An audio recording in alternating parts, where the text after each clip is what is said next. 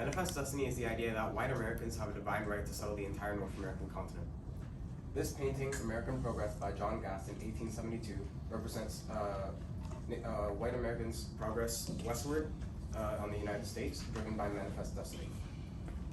The ideologies that came from manifest destiny had lasting negative impacts on Native Americans in the United States, which leads us directly to our research question. In what ways did westward expansion fueled by manifest destiny impact Native Americans in the United States? My name is Alfonso Cruz. My name is Nestor Melendez. My name is Mauricio Perez Bonini. My name is Tristan Moranwes. And my name is Annabelle Kirkland. Manifest destiny had detrimental and devastating impacts on Native American communities. This includes acts of cultural violence, removal from their land, forced assimilation into European culture, and finally, the devastation of their new environments. When it came to white settlers' conceptions of Native Americans at the emergence of manifest destiny, there was a shift in the language used to discuss them. According to Dr. Wolfgang Meider, professor of American folklore, early concepts of the good Indian and noble savage were quickly replaced by attitudes that reduced the native inhabitants to wild savages standing in the way of manifest destiny and westward expansion. This first concept is represented in this painting, The Baptism of Pocahontas, that expresses the sentiment that natives could be good if Christianized and anglicized. But in the Osage scalp dance, we see them depicted as terrifying and violent. Settlers were also encouraged to use force and persuasion against Native Americans. And the Secretary of War, John C. Calhoun, as you can see in this picture, was a main player in the situation because he painted the natives as an obstacle to the growing country, which also caused many people to support the Indian Removal Act of the 1830s. Manifest destiny also had an impact on the belief that natives were inferior and had to be saved through raising them to a higher quality of life. What is the right of a huntsman to the forest of 1,000 miles over which he is accidentally ranged in quest of prey? This quote by Senator John Quincy Adams claims that Indian presence on North American lands was based only on a nomadic hunter-gatherer lifestyle. In reality, the culture of Indians linked them inextricably to the land that they lived on. Executive Director of the Indian Legal Program, Rebecca Tsosi, states that tribal ceremonies and origins were often linked to specific geographic landmarks or sacred sites. Additionally, the National Museum of the American Indian states that Indians did not believe in land ownership while Europeans did.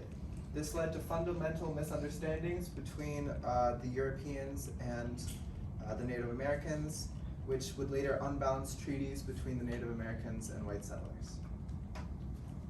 But these European perspectives were not simply voiced and left alone, but actions that reflected them began to emerge.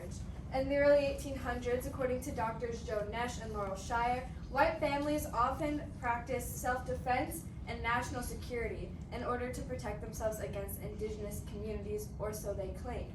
And later, from the 1830s to 60s, American leaders perpetuated this trend by organizing military expeditions against Indian nations. And finally, between 1846 to 73, in California alone, upwards of 16,000 Native Americans were killed. On top of all of this, Indian nations often faced coercion in the forms of violent relocation and treaties. To expand on what Tristan and Anna just said, as illustrated in this image, Native Americans made treaties with white Americans. However, colonists abused Native American beliefs and forced treaties upon them. According to UCLA Journal of Environment, Law, and Policy by Gary Mayers, colonists took land away from the natives due to their belief that land should be conquered and improved.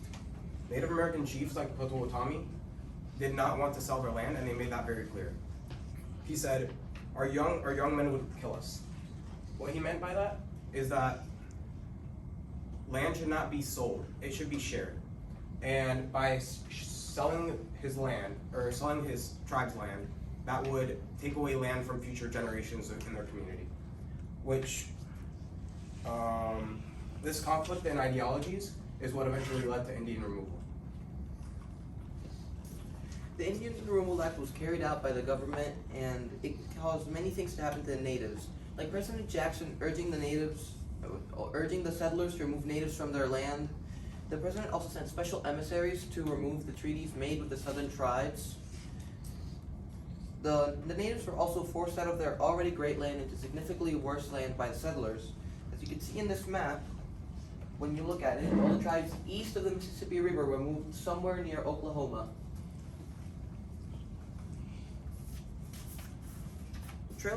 This is best shown by the Trail of Tears, in which this was an effect of the Indian Removal Act enforced by the settlers. The Trail of Tears was an act in which the settlers forcibly removed the natives from their houses, and one way the natives were removed from their houses was driven by the bayonet into the stockades. And during the Trail of Tears, said by Ulu Cha, was that the natives were not allowed to change out of their dirty clothes or bring any of their belongings. But prior to this government-sanctioned Indian removal, settlers often failed to recognize Native Americans as sovereign nations with claim to the land. This early map from 1828 was one of the first to show the United States expanded all the way to the Pacific Ocean. And you can see the complete lack of regard for Indian nations in this western territory. According to historian Pekka Hamalanian, Indian removal schooled Americans to see indigenous sovereignty as a malleable entity. Once it could be acknowledged, it could also be denied. As soon as corporations began to realize this, they began to advocate for the termination of protections on Indian land. Dr. Larry Burt explained that encouraging to make these lands taxable was a likely and attractive way to earn money, even though this meant urging natives out of their homelands into urban centers. In the 1950s, the United States attempted to assimilate Native Americans by sending them or enticing them into urban centers. They used false propaganda and even went as far as using termination to cause them to move away. As you can see in this propaganda, this piece of propaganda, it says, "Come to Denver." It is trying to entice the natives to go to an urban center in Denver. Within these urban centers, they faced racial discrimination, they faced racial alienation, and often even faced poverty. In 1954, Oliver Lafarge, anthropologist and president of the National Association on Indian Affairs, conducted an interview in which he alluded to the value of timber, salmon, and uranium to certain supporters of the termination policy. Nearly 67 years after Lafarge's interview, Navajo Mayor Farina King, born here in Tuba City, writes that over 500 abandoned uranium mines remain on or near Navajo lands, including the area near her family's homelands, marked with these red dots. King also recounts how the effects of environmental disasters like the Gold King mine wastewater spill and contamination in the Missouri River have left lasting impact on her people. She describes how she witnessed Navajo children's teeth rotting because they could not drink clean water. King claims that all of these disasters were caused by the legacy of settler colonialism. In the long run, Manifest Destiny has had a hand in many effects of Native communities. European settlers' strive to conquer and cultivate the West led to violence and state-led removal, which built up a harmful environment for Native life, and it ended up with causing disaster, and ended up with natives losing their land and their native life. And these are our citations.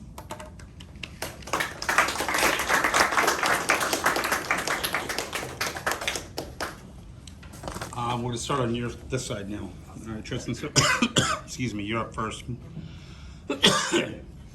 Reflecting on the work of your teammates, which one had the greatest impact of your understanding of the issue that you guys talked about?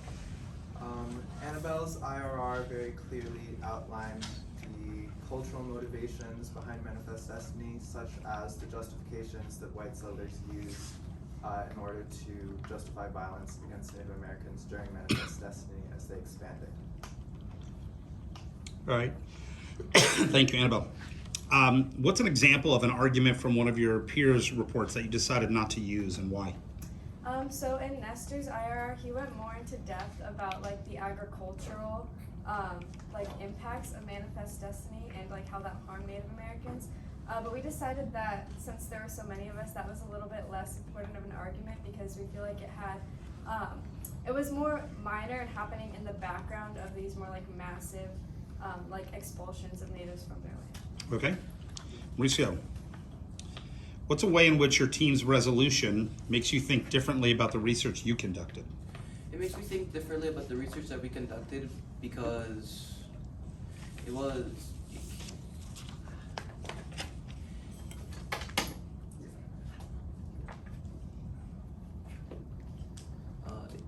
It made me think differently about the research. About you conducted. About my research, the research that I conducted because it went more into depth than what I did for the political side. Okay. All right. Nestor, describe an argument from one of your peers' reports, that's the IRR, that makes you think differently about the conclusion you guys came up with. So a lot of the arguments that Annabelle had went more into depth on the more importance of my arguments. For example, I had an argument that was on how the Indian Removal Act caused them to lose land, and oftentimes it was more fertile land. But Annabelle's argument went into the moving into urban centers and all these things that kind of, it led me think that there was more to it than just what I was saying. All right. Save the best for last. If you had another team member, so 6 people, giant team, what would be a perspective or that they could have talked about that would have added to your project? Well, if we had a 6 team member, they probably would have talked about the religious aspect, since the natives had their own religions that conflicted with the ideas of the colonists. That would have helped support our argument that they were assimilated into European culture.